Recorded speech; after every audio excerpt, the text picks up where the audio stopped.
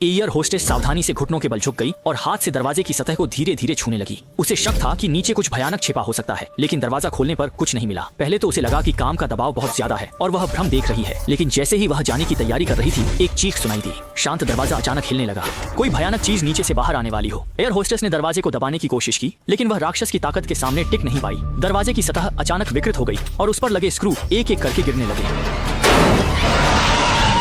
इस समय ground tower ने इस विमान की असामान्यता पर ध्यान दिया। यह न केवल रनवे पर नहीं गया, बल्कि एक परित्यक्त पार्किंग स्थल पर रुका हुआ था। और सबसे अजीब बात यह थी कि विमान में 200 यात्री भरे हुए थे, लेकिन एक भी व्यक्ति दिखाई नहीं दे रहा था। सभी खिड़कियों के पर्दे कसकर बंद थे, केवल एक खिड़की से अजीब रोशनी आ रही थी।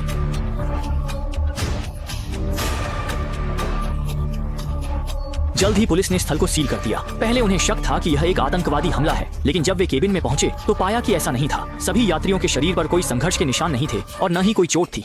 इस मामले के प्रभारी इफू को कुछ सिरदर्द हो रहा था, लेकिन जब उन्होंने अल्ट्रावायलेट लाइट से चारों ओर देखा तो पाया कि केबिन के अंदर अज्ञात तरल से भरा हुआ था। स्पष्ट है कि यहाँ हाल ही में एक भयानक हमला हुआ था। आगे की जांच के लिए इफू और उनके साथी ने अलग अलग काम करने का फैसला किया। उन्हें पता नहीं था कि जैसे ही वे गए, एक यात्री की उंगली अचानक हिल गई।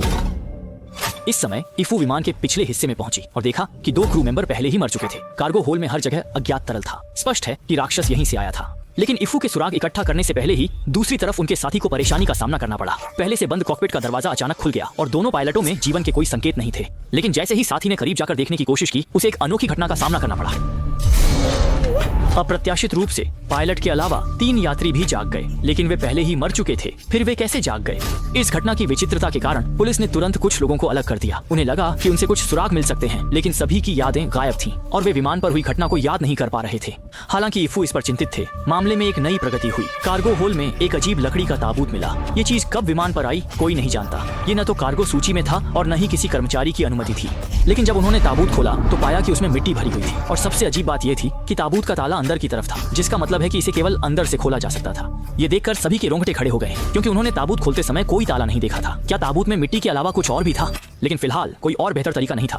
उन्होंने मिट्टी को नमूने के लिए ले जाने का फैसला किया और फिर विमान के प्रस्थान स्थल बर्लिन से संपर्क कर ताबूत के विमान पर आने की जांच करने को कहा। हालांकि जैसे ही प्रबंधक ने फोन किया, आसपास से एक तेज आवाज सुनाई दी, लेकिन पूछताछ करने पर पता चला कि केवल वही इसे सुन सकता था। यह आवाज जैसे उसे कार्गो होल की गहराई में ले जा रही थी। लेकिन जब उसने आखिरी दरवाजा खोला तो पाया कि जमीन पर केवल कुछ फटे कपड़े थे और आवाज गायब हो गई। लेकिन इससे पहले कि वह कुछ समझ पाता, फटे कपड़े अचानक उठे और एक राक्षस बन गए। उसने तुरंत उसके शरीर का खून चूस लिया और फिर अपने मुक्के से प्रबंधक का सिर चूर कर दिया। ऐसा लगता है कि विमान के रहस्य को समझने के लिए इस राक्षस को जल्द से जल्द पकड़ना होगा।